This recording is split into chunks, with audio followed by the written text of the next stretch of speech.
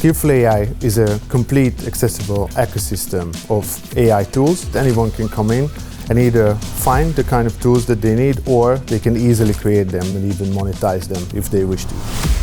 So you provide the solution to the potential dystopian future of AI, is that we're all going to become useless. And you say, wait a second, you can preserve your own intellectual property and then use it as an agent and then monetize it and multiply it and maybe even make it better, but still own it. You're going to be able to preserve, and you're going to be owning it thanks to blockchain technology.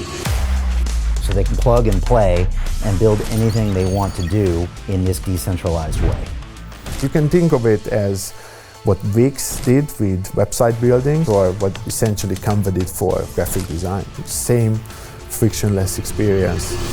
Ever since that ChatGPT moment, I think all the eyes of the world are looking towards Silicon Valley. We're looking towards Sam Altman and OpenAI. We're looking over at Google and the Gemini. We're looking at what's happening with Microsoft and Meta. What these large companies got their hands on, we have just no idea. On the Skillful AI platform, you're going to be owning all of your knowledge. Immutability, security, and ownership. It's wild to know that London Real was part of your journey, getting here for the last 5 years or more. One of the last kind of pushes that I made the decision to join and then get a master's degree in blockchain technologies was one of your shows when I saw Andreas Antonopoulos here, and then I saw that he's one of the lecturers. I saw a video here and I'm like, okay, yeah, I'm gonna have to do this. So it was all building up to probably this moment here. So as you said before, I manifested this whole thing. We really wanna give complete power to the people through this, and this is where blockchain is really important.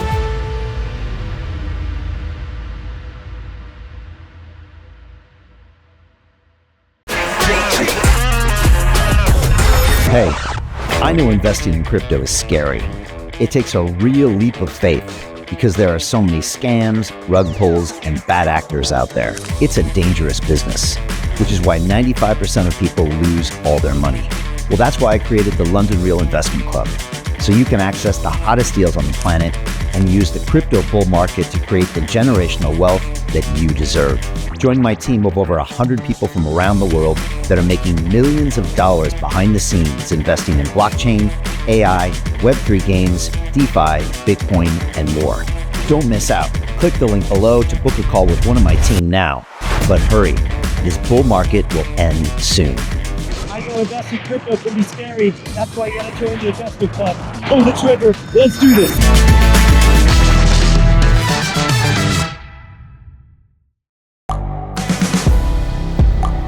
The world is changing.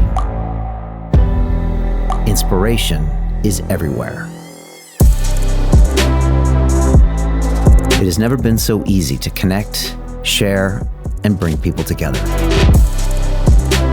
We're learning from others and finding the best in ourselves. Challenging our beliefs. Sharing our vulnerability. Overcoming our fears. Transforming ourselves so we can transform the world. How far can we go? This is London Real. I am Brian Rose. My guest today is...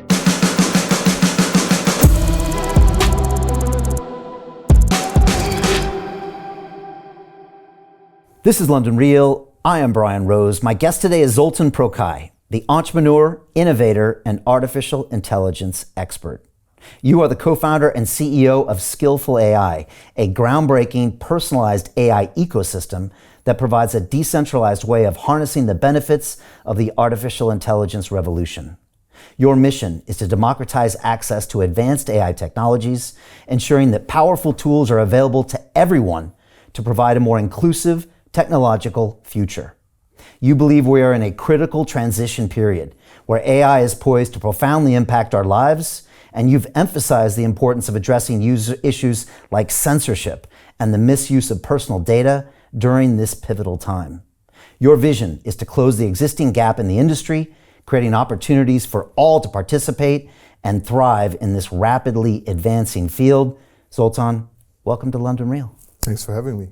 It's great having you here. I want to start by saying that Skillful AI is one of our portfolio companies here at London Real Ventures, the world's first media-powered investment firm, where our mission is to transform the world by investing in cutting-edge Web3 and AI companies, while giving our partners marketing exposure across the London Real media platforms and academies. We heighten awareness, create customers, and build communities by leveraging our global audience and extensive network. Zoltan, we are super excited to be part of this journey with you. So let's jump in. What is Skillful AI? Thanks. So, as you said, Skillful AI is a complete accessible ecosystem of AI tools, generally, that anyone can come in and either find the kind of tools that they need, or they can easily create them, just like they do with websites. Currently, it's as easy to create, and then they can deploy and leverage them and even monetize them if they wish to. So if they have any real-world skills, they are going to be able to easily bring them to the digital realm and use them that way. Okay, so they can kind of plug and play and build anything they want to do on your platform, and then ultimately do it in this kind of a decentralized way. Yes, that's correct, yeah. And that's a big issue because, ever since that ChatGPT moment, I think all the eyes of the world are looking towards Silicon Valley. We're looking towards Sam Altman and OpenAI. We're looking over at Google and the Gemini. We're looking at what's happening with Microsoft and Meta. And yet those are all centralized AI systems where they're going to take our data. Lord knows they probably already took all the data out there, and they're going to eventually spit out things that we don't even know where they came from. And that's one of the reasons we are huge proponents of blockchain-based AI and decentralized AI. Can you talk to people about why that's important? Because I don't think a lot of people really understand why they shouldn't just go and ask ChatGPT everything, or allow their, personal AI assistants to be coming from these centralized tech companies. What should they know, and why is Skillful AI maybe a better option for them? Yeah, so one of the, a story maybe, just how one of the first occasions when the idea for the need of something like Skillful AI came up, it's actually coming from one of my founding partners, Emmanuel, who is the CTO of Skillful AI, based out of Costa Rica.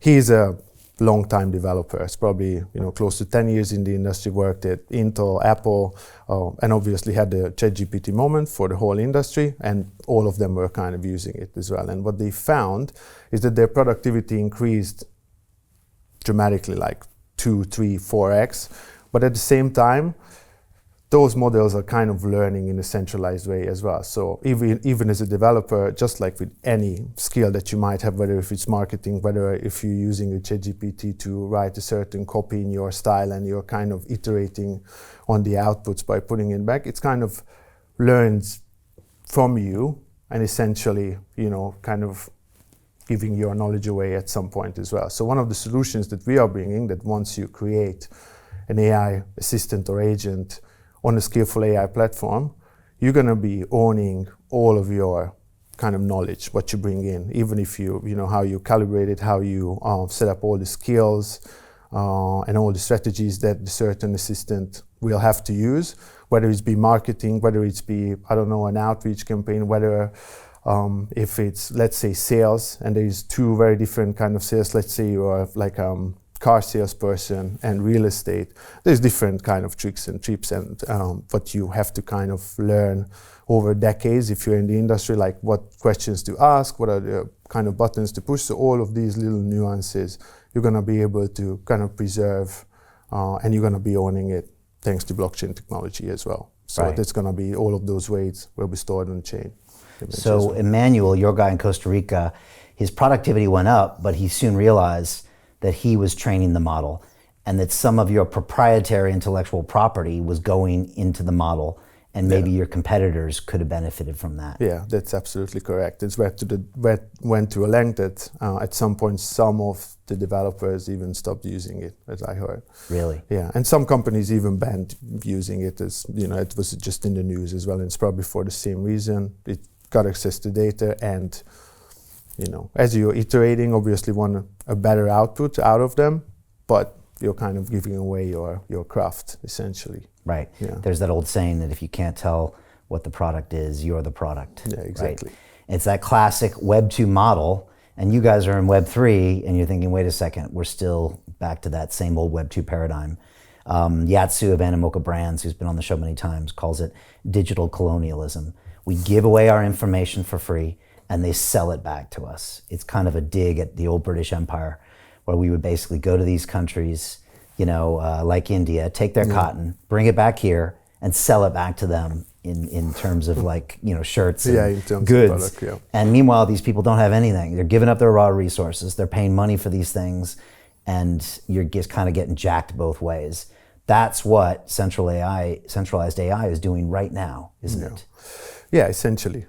And we don't know how they want to use it. They obviously saying, and all the policies are kind of in place if you read them, or if anyone cares to read them, that they're not using the data, or even if it's like a corporate plan, they're just using it maybe for a certain period, but they can look at it. But essentially we don't know, and no one knows what's happening there, essentially. Yeah. One of your models, and people can see this if they go to your website, is that you can basically kind of create these agents if you're an influencer or an opinion leader. And if you want to create one of those things, you're going to have to tell them a lot about you. You're going to have to basically try to create a version of you, and they're going to be effective, maybe need to have your identity information, your voice, maybe some of your deepest and darkest secrets. And so I would say to anybody listening to us or watching us right now, it's bad enough that Google has your browsing data, that maybe they have your email data. Do you really want them having your voice, your thoughts, your deepest, darkest moments, telling them when you're having a bad day, a good day? Because all that info is going into the AI, and now they have a kind of a customized record on everybody in the world. And when you hear these data hacks and all these things happening, now they have your email address. What if they have your entire personality? Yeah. That is the kind of future we're looking at. Now, maybe I'm playing it up a little bit as dystopian, but I don't think it is. It not necessarily is. It can definitely happen. In our case, what we call the branded AI, I think what you were referring to from the website, it is actually a tool. It should not necessarily have extra data compared to what an influencer or an opinion leader shares anyway, because it's kind of trained on your publications. In your case, for example, it would be your videos and all of the articles that you have written.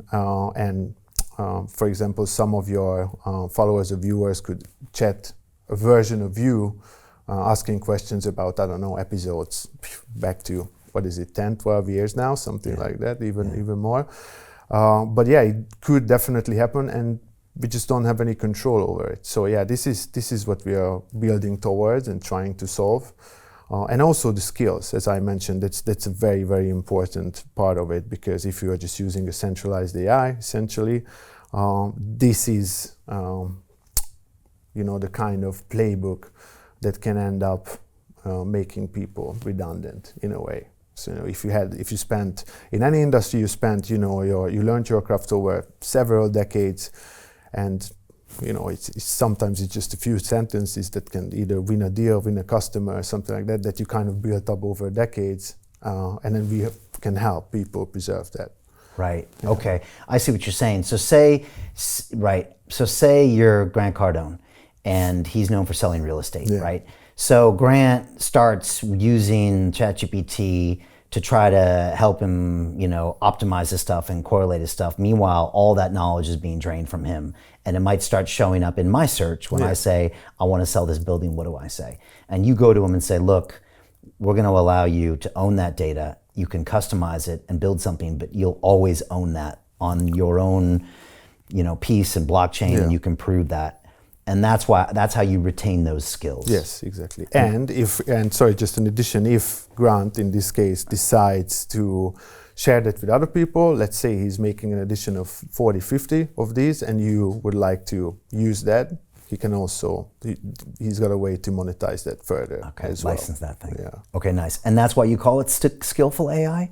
Why? Because you want to preserve those skills? Yes, exactly. Yeah, that's the point. So we are kind of the real world skills that's coming from trial and error in anything that it might be, whether if it's any industry really, whether if it's fitness or or any of the digital products like these fitness influencers currently, that they have these applications that walk you through of how to eat, what kind of exercises you do. They kind of learn that in the same way as well, like through trial and error and long time. But to take it away, it's quite easy today as well. So, and this is where we come in. Yeah. So you provide the solution to the potential dystopian future of AI, is that we're all going to become useless. And you say, wait a second, you can preserve your own intellectual property and then use it as an agent and then monetize it and multiply it and maybe even make it better, but still own it. They still own it, yeah. Wow, that's quite a different future reality than centralized. I mean, that's life or death for people, relevance or irrelevance. Yeah, it definitely could be, and it's definitely not necessarily a solution for absolutely everybody. Just like in today's world, someone is just using someone else's knowledge or something like that. You still have to have something that you know. But in our case, you can just come in and use them and pick the best one. We have several companies reaching out to us to kind of start making these agents, which we're going to start doing by Q4 this year. We're also going to be releasing the first iteration of the platform towards the end of the year. So I invite everyone to try and use it. And even like from CPAs, from HR companies, from you name it, we have probably 13, 15 of these conversations going already. That, for example, a guy who's a CPA and have obviously know a few thing or two about how to do his craft, and this is a good solution for him. It's kind of amplifying of what he does. Yeah. Excellent. Talk to me about some of the data that's been ripped out there. I know the New York Times, I think, settled a lawsuit with ChatGPT. I think it's now public knowledge that OpenAI ripped every single transcription of all of YouTube videos, even though they broke the law to do it. And they're meanwhile trying to get data because there's only a certain amount of it. And they're trying to rip it left and right. What are your thoughts on that? And then why should people be aware of that and then know about what they can do to protect their own data? Well, to protect it, it's not easy. And let me think about it a second of what can you do. So you can use services and blockchain in several ways, and there are amazing companies that are helping people doing that. And in terms of what these large companies got their hands on, we have just no idea. I'm gonna be honest, which is probably everything already, or most things. But there's certain levels to data as well. There's like the superficial data, which is like, let's just call it like three layers. There's 1, 2, 3, and 3 being the deepest. The first one is like the superficial that you kind of put out there anyway, but you share on your social media. Second layer would be like either your location and some of your like movement data that's a bit more sensitive, but you still really don't care. You still use any of the apps that's kind of tracking you. But there are the sensitive data, that's your medical records, that's your banking information, and that's when it gets dangerous. I think most people go out their way to protect those as well, so those are kind of still safe, I would say. But to have a truly personalized assistant in the future, you're gonna need access to all 3 levels, and this is when it gets tricky. Right. As well. This is when you don't want those big tech companies having that information about you. Yeah. Because if they do, it can leak, they can target you in a way that's really unethical, and it's going to happen probably. Yeah. And so you're going to want it. The other thing the blockchain brings is this kind of provenance of data, and I think this is really important. So right now, if you go to ChatGPT and ask it for a question, it'll spit out an answer. If you go to Google Gemini, I remember famously people asked for pictures of the founding fathers and they came out as, black people. And people were like, what's going on here? And you could see that kind of the tainted, as Elon Musk calls it, maybe woke mind virus of Silicon Valley was being infected into the AIs. And it was just a scary moment that kind of a political bias might be manifested in, pictures like that. And so it makes you start to wonder, where's my data coming from? Is it leaning left or right? These kinds of things. That's kind of scary if people are making decisions based on whatever spits out, like a Google search. Yeah. I was on a Zoom call the other day with like 100 people in this kind of a high-level mastermind group, and I was talking about, one of my guests, and one of the guys raised his hand and said, "Oh, I just chat GPT'd, and they said this guy is a blah blah blah conspiracy theorist." And I said, "Bro," I said, "you really are going to take as face value anything ChatGPT says? You probably are the same guy that believes Wikipedia and believes everything the New York Times says." And he was just like, "Oh yeah, I do." And I was like, "Oh wow, we got a real problem here, because you're not seeing where that data is sourced. There's nothing on the blockchain saying I got the data here, here, and here." Can you talk about why that's important, and maybe why a lot of people don't even know that's happening? Yeah, probably most people have no idea. And as you said, the majority of people probably take whatever ChatGPT says at face value. We did play around with it in a way about some political questions, like about, for example, back then, at the times of the Syrian war, for example, just, kind of asking them about questions that the answer should be like either leaning towards one side, like, I don't know, lots of iterations. And there is definitely bias in some of the models. And then that might be coming from what the direction of the actual company is, or it might be decided by, I don't know, like the top management or someone who is training these models. But we actually have no way to know where the data is coming from. You can clearly see it. It's something that you can do. It's one of our first alpha products, I would say, in terms of Skillful AI. It's something that we call a model hub, which you can just come and log in. Anyone can try it right now as well, where you can talk to 3 different models of your choice on the same screen, giving one prompt and then see the differences between them. So that can bring some interesting results. So you can talk to like ChatGPT and Llama. There's and more than Gemini. more than 120 models integrated already, I think. But yeah, all the big ones are and there. then you can see the different results. Yeah. Is Grok in there as well? Yeah, Grok is gonna be there soon. Okay. Yeah, but the Llama is in there, and all the major ones are there, even Mistrals and everything. So that's, I would encourage everyone to try it. And we actually made that, by one part it's being a foundation of the AI builder that we are creating. Another part, it's an educational kind of way to show people of what these can do and what different opinions they might have if you ask them about, like, for example, Trump, let's say, or anything that comes up. Yeah. Joe Rogan was famously talking about an example where he said, what's worse, if I misgender Caitlyn Jenner or thermonuclear war? And I think, maybe he was exaggerating, but it came back and said, yeah, you don't want to misgender. We'd rather take the thermonuclear war.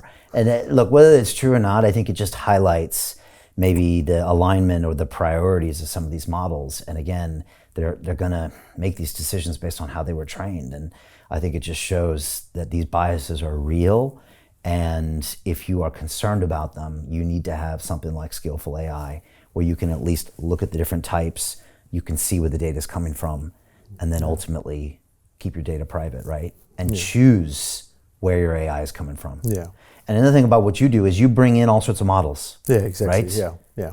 So we're gonna be training our own ones. Our first stable diffusion, which is image generation, it's I think it's probably ready by last week or today. It's not deployed or it's not accessible for the public yet, but it's gonna be very soon. And we're going to have some news around that. But we are going to be training our own models. We're going to be essentially hosting these large open source ones as well, and kind of tweak them, refine them, so they kind of become their own models, essentially.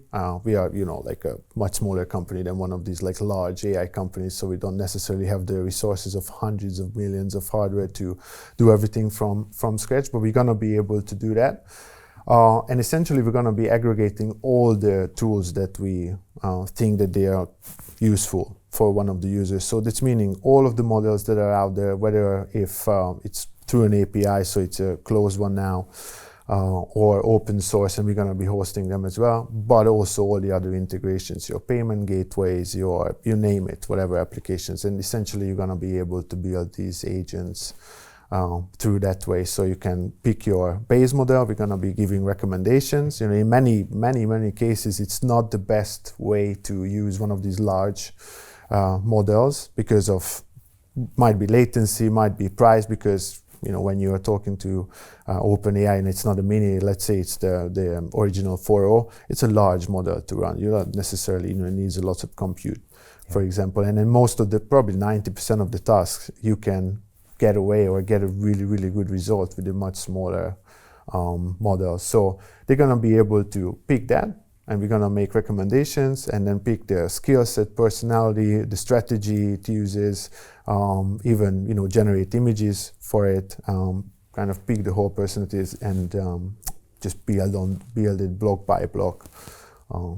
And then that's how you're going to be able to make an agent. You can think of it as what Wix did with website building. So one of these like visual drag and drop builders for kind of websites, or what essentially Canva did for graphic design. So same frictionless experience, probably 15-20 minutes, depending on the data and the complexity, to build one of these agents and to deploy it and even start using it or start monetizing on it in a way. Okay, nice. So if someone's watching us right now and they want to give this a try, they should go onto Skillful AI. Do you recommend that they try to set up first like a personal assistant?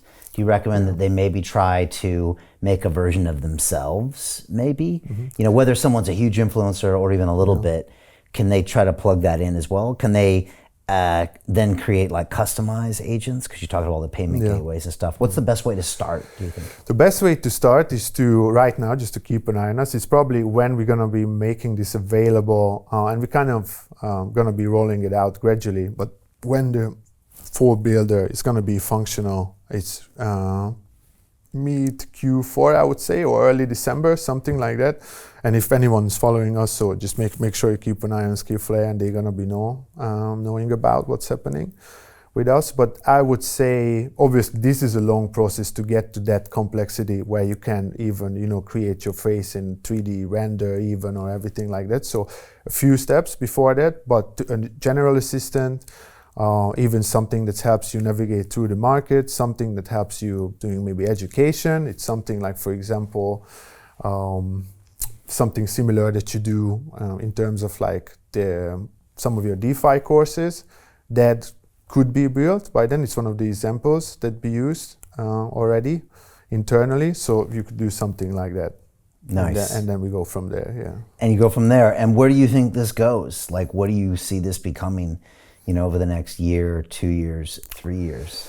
Well, what we are aiming to do, and we are very well on track of that, is to be, for Skillful AI, to be a go-to hub for anyone that's using AI. Whether if you're just going to be kind of browsing in a marketplace and you're looking for a certain tool to even help with your, accounting or design or something like that, or you're going to be able to build basically anything to any level of complexity. So we are heavily and deeply cooperating with several very strong projects in terms of like blind computing with Nilian as well, just to make sure that the security is on point and cutting edge, and all of probably have 3 or 4 deep in partnerships as well for decentralized computation and all that, to make sure first of all, like security as well, but as well as cost, that we are optimized. So we have everything to kind of become this hub. So whether if we just want to solve something on the day, or you want to build a complex assistant or agent, or multiple agents that have like a multi-agent workflow at the end, that's going to be possible soon as well. Yeah. Why did this need to be on the blockchain? Can you talk about why that's important? Because you could have built this company, or it seems like you could have built some of these services off the blockchain. Why does it need to be on there?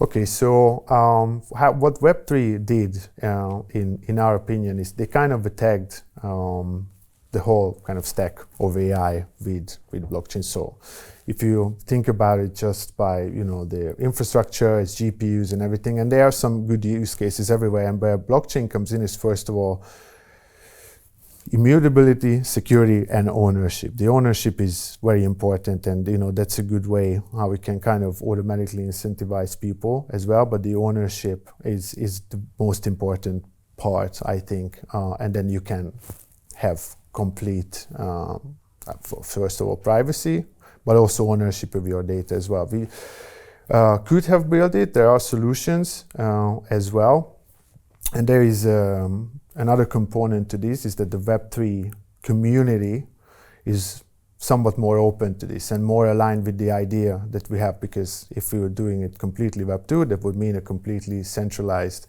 ecosystem that we kind of have to, not have to, but we could look at some of this data as well, which, you know, the other companies.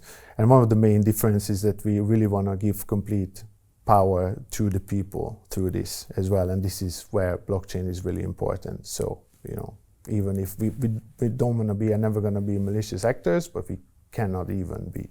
Right, so you don't even want to give yourself the opportunity to look at the data. Yeah. Because we know in a long enough timeline, someone's going to do something with that data, right? I mean, you see it like Robin Hood, even the name Robin Hood, it sounds like you steal from the rich and give to the poor. Meanwhile, they're selling your data to high-speed traders.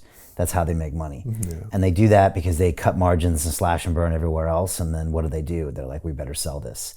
So you're just saying from the get-go, you wanted to make sure you're not centralized, that everyone owns their data. And Web3 people get that, you're saying. They get the whole concept of owning things, of being part of the ownership structure. So it makes sense to pitch them. Yeah, absolutely. You know, I remember I was at Consensus last year, and behind the scenes, I was talking to Yatsu of Animoca Brands, and he said, Brian, I think that AI is going to empower crypto because all these AI agents ultimately have to talk to each other and the micropayments. I was on a live call yesterday with Rand Neuner of Crypto Banter, and he said the same thing. He said, in the future, all of our personal AIs are going to talk to our other personal AIs. And he gave a great example. They were both driving in London. I'm driving to the airport and he's driving to work in our AI-powered self-driving cars. And he said, you're in a rush to get to the airport, every minute counts. And I'm going to work and every minute doesn't count. And so your car comes up behind mine and they negotiate a micropayment for me to let you go ahead because there's value there.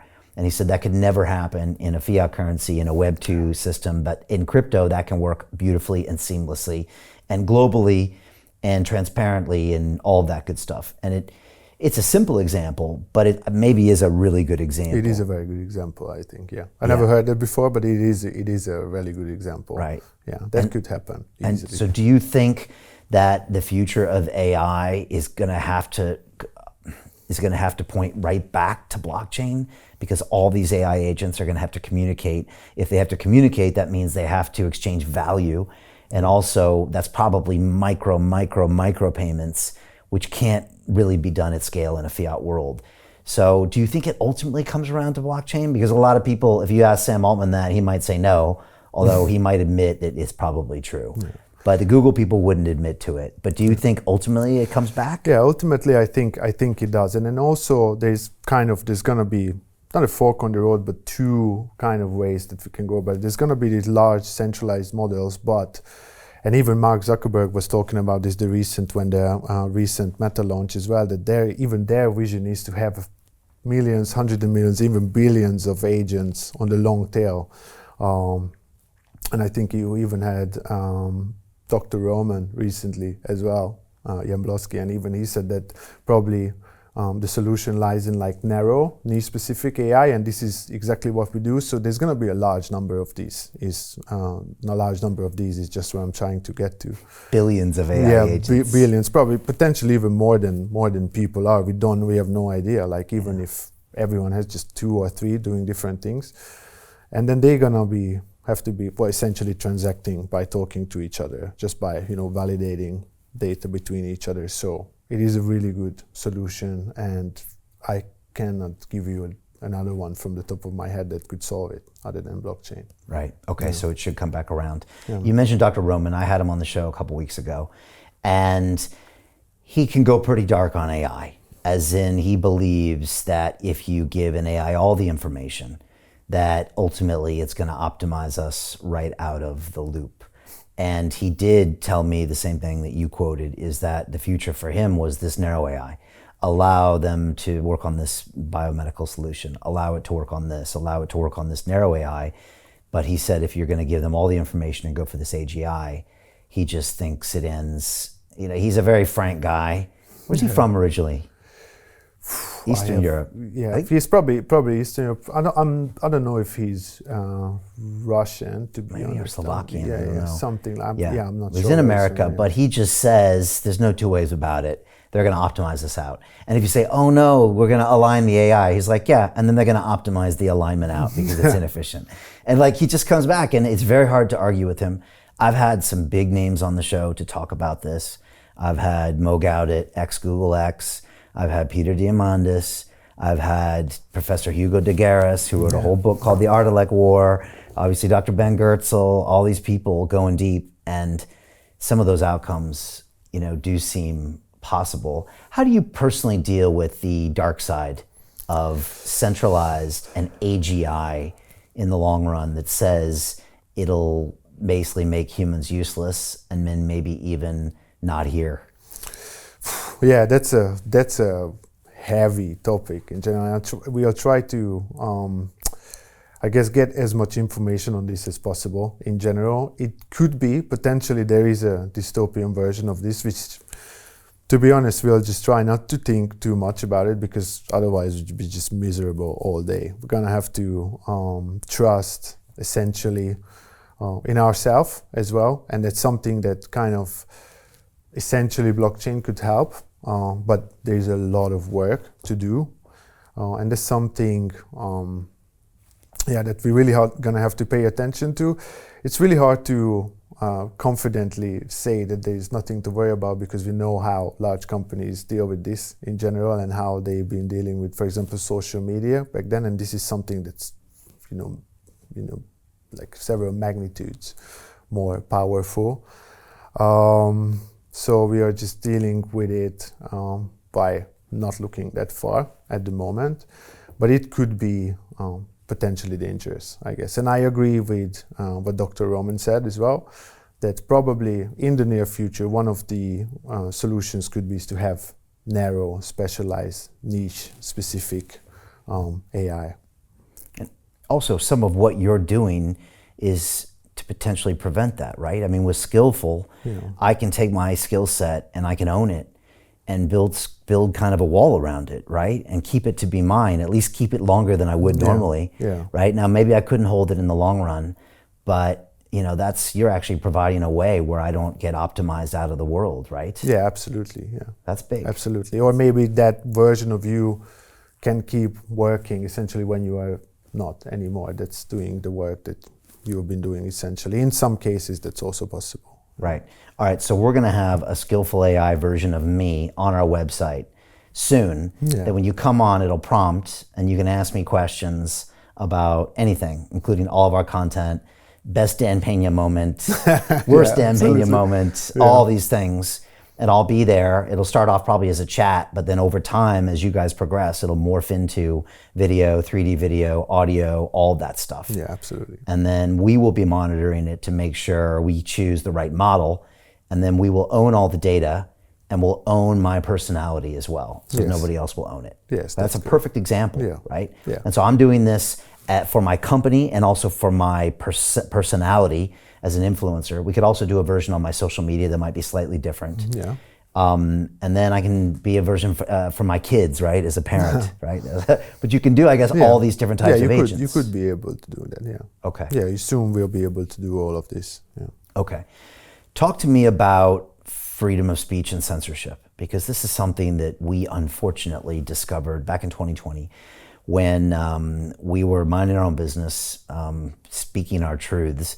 And we soon found out that one of these trillion-dollar tech companies, actually pretty much all of them, were stopping us from doing that. Now, if you go further down the rabbit hole, it probably was ultimately being commanded by the government. Even though at the time, if you said that, everyone would say you're a conspiracy theorist and out of your mind. But thanks to Elon Musk and Twitter files, we know the government was coming in and saying, don't say this, don't say this. How will Skillful help in the future to ensure free speech and help with anti-censorship? Okay, so one of the things that we are implementing already is that the rating of these models as well, and the answers that come out of them as well, that's going to be stored completely on chain, if you like. And then this is what we're going to use. This is all kind of reviews and feedback from the users that are already there, and we're going to be continuing to do that in the future. So what that means is that we're going to be kind of using like a DAO-like system as well to kind of decide what's true, what answer is true, what data we're going to be using to train these models essentially. And that's going to help on that front as well, because it's going to be somewhat transparent, at least, you know, the feedback that we are getting from the people and the users that's coming. So that's what we're going to do on that front. In terms of where we are now with this, is just, yeah, companies have their agendas in general, and, you know, even these current AIs and the large models, depending on where they deployed and how they used, in many of the cases they cannot give you the right answers. So in our case, we are not planning to introduce any censorship in general as well. It should be free as well, and then people still should be able to you know, kind of think for themselves to a certain level as well. Okay, so you want to provide them unfiltered AI, and then people can make those decisions from there. Yeah. I mean, part of the reason that they say that we had the ChatGPT moment with OpenAI is that they were able to publish a model, whereas Google had the same model years earlier, but they were worried about the PR. Yeah. And so they moved fast and were less worried about breaking things and reputation, and they got it out there faster and beat them. Yeah. But they still have now eyeballs on them. But you want to be able to present people kind of a clean version of what the AI is saying, and then the person building can make a decision. Yeah, that's what you ultimately want. Yeah, yeah, exactly. Yeah, this is the direction that we're aiming for. And as far as, you know, regulation is going to be still coming, we are monitoring that closely with, you know, legal is probably working, you know, almost probably more hours than us lately, that we are coming closer to the launch. So we're going to be making sure that everything is done by the rules. And I know that especially the large centralized companies are pushing for regulations more and more, obviously, because maybe they don't want others to get up, you know, to that table. Who knows?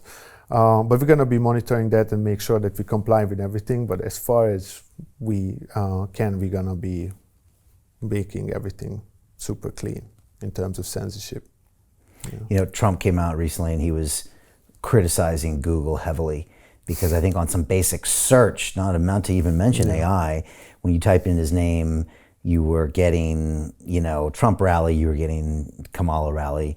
When you typed in assassination questions, it was kind of denying it. And I mean, it was crazy. So for people to know that, imagine what the AI would say. And, you know, if Trump is elected, which we don't know if he's going to make it or not, then there could be some very different regulations coming down to these companies.